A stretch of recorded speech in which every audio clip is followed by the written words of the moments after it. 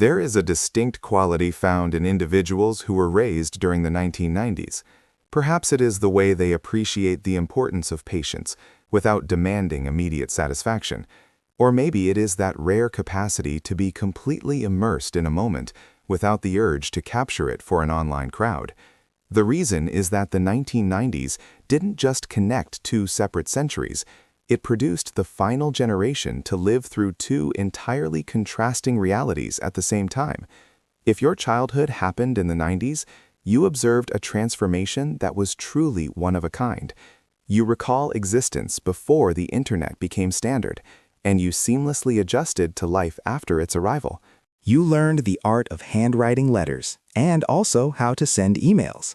You curated mixtapes on cassettes and managed playlists on iPods. You belong to a unique bridge generation, old enough to retain memories of an analog youth, yet young enough to welcome the digital revolution. You are capable of navigating with a paper map and utilizing Google Maps. You can pen a letter or type an email. You comprehend what was left behind and what was gained. This makes you exceptionally prepared to handle contemporary issues. You possess the creative thinking of the analog age while applying solutions using digital instruments. You have a footing in both eras, and instead of feeling trapped between them, you learn to utilize the strengths of both. You know how to move through the physical world in ways that are becoming extinct. You memorized telephone numbers, you deciphered maps, located addresses, and asked strangers for guidance. This instilled resourcefulness in you. You couldn't simply search online to escape a problem. You had to think critically, adapt, and figure things out. Every time you got lost and managed to find your way back, you proved your capability. Let's begin with something most people overlook. You were the last cohort to experience truly private childhoods. There were no smartphones recording your every move, no social media tracking every second, no digital trail following you into your adult life. When you did something humiliating, it existed only in memory, not permanently on the web. When you went through an awkward stage, there was no lasting record. Your errors were allowed to fade away. Your embarrassing moments remained in the past, where they belonged. This provided a specific type of psychological liberty. You learned that you could attempt things, fail, be strange, and experiment with your identity, and those trials didn't define you forever. You could reinvent yourself because you weren't held captive by a digital archive of who you used to be. This privacy resulted in lower levels of social anxiety and perfectionism, because when every instant isn't being filmed and evaluated, you are free to actually exist in your life rather than performing it. But that freedom also influenced how you connected with others. Consider making plans with friends. You would call their home, hope they were there, and if not, you tried again later. When you agreed to meet at the mall at 3 o'clock, you arrived at 3 o'clock because there was no method to coordinate last-minute changes. This compelled you to develop a trait that is vanishing: commitment and accountability. You gave your word that you would be somewhere, so you were there. If something happened, you faced the social consequences. You learned quickly that your word meant everything. No texting that you're running late, no last-minute cancellations via direct message, just you showing up or dealing with disappointed faces. You learned that reliability establishes trust, that showing up strengthens relationships, and that people value those who come through. And when you wished to connect with the world outside your neighborhood, you had to wait. Truly wait. I am referring to the type of waiting that rewired your brain for patience. Visualize this. You are sitting at your computer wanting to download a single track. You click download, and that small progress bar pops up. 2 hours remaining. And you are aware that if anyone in your house lifts the receiver, the entire process resets. So you sit there guarding the PC as if your life depends on it, watching that bar move forward, pixel by pixel. Every time you waited for that dial-up modem to screech its way to a connection, every time you sat through a 2-hour download for a 3-minute song, the inconvenience was training your mind. You were learning something essential. Good things require time, and the wait makes them more precious. Brain researchers have found that people who view delayed gratification as normal possess fundamentally different brains than those raised in the era of instant access.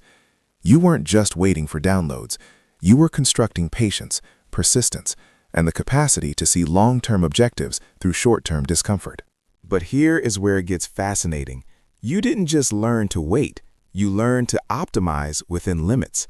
When you only had 60 minutes on a blank cassette tape, you became an editor. You would sit by the radio for hours, your finger hovering over the record button, waiting for that specific song. And when the DJ began talking over the intro, you had a split-second choice to make: keep it or wait for the next time it aired. You learned to make choices, real choices with actual outcomes. Because unlike today, where you have access to every song ever produced, you had restrictions. And those restrictions forced you to think critically about what you truly valued. You became a curator of your own existence. Every CD in your case was there for a purpose. Every song on that mixtape narrated part of your story. While other generations mindlessly scroll through endless content, you learned to ask, is this worthy of my time? Because when you could only carry 12 CDs in your portable plane, every selection mattered. Those choices you made regarding music went deeper than just what fit in your case. Think about how you consumed music. You didn't just click a track and hear it immediately. You saved up cash, went to the store, purchased a CD, brought it home, and listened to the entire album in sequence. You knew every song, every interlude, every hidden track. You understood the album as a complete piece of work, not merely a collection of singles. This taught you about depth versus breadth. You learned to dive deep into things instead of skimming the surface, to appreciate the whole instead of just consuming the hits, to find value in sustained engagement rather than constant switching. And this pattern applied to everything. You played video games that had no save features, so you had to beat them in one sitting or start from scratch. You watched movies without checking your phone because there was no phone to check. You developed sustained focus that is becoming rare. When you played a game, watched a film, or listened to an album, that was your sole activity, complete immersion without digital interruptions. While other generations struggle with concentration, you built mental muscles for sustained attention before the age of distraction took over. That deep focus wasn't limited to music or games. It appeared every Saturday morning.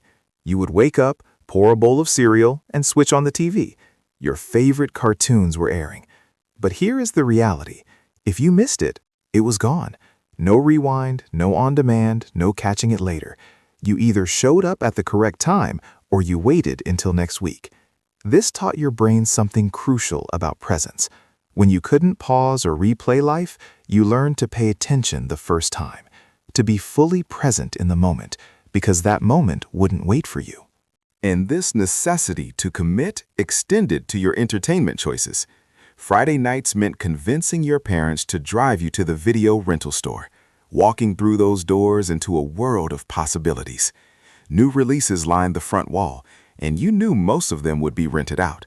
You would scan the shelves, hoping your first choice was available, preparing your backup options, maybe even your third choice.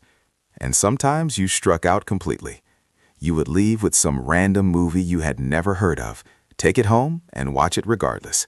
No reviews to consult, no aggregate scores, no way to know if you were about to waste 2 hours of your life.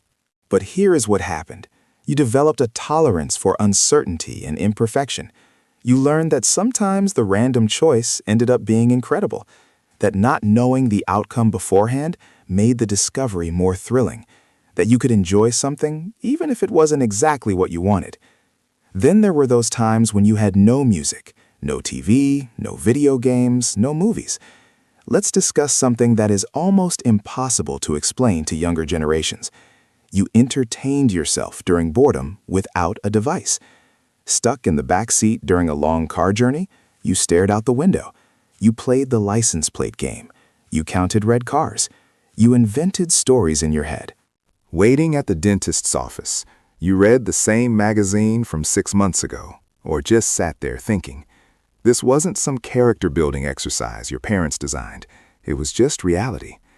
And it taught your brain something extraordinary: how to generate its own entertainment. Neuroscientists have found that people who regularly experienced boredom as children possess more creative, reflective, and innovative brains. Boredom wasn't a problem to solve. It was a signal your brain was ready to create something new. All of this created something powerful, a quiet confidence that you can handle whatever arrives. You took the best of both worlds and built something new. And maybe, just maybe, the rest of the world is starting to realize what you have known all along. Some things are worth waiting for. Some moments deserve your undivided attention. And the ability to adapt isn't just about survival. It is about thriving in whatever world comes next.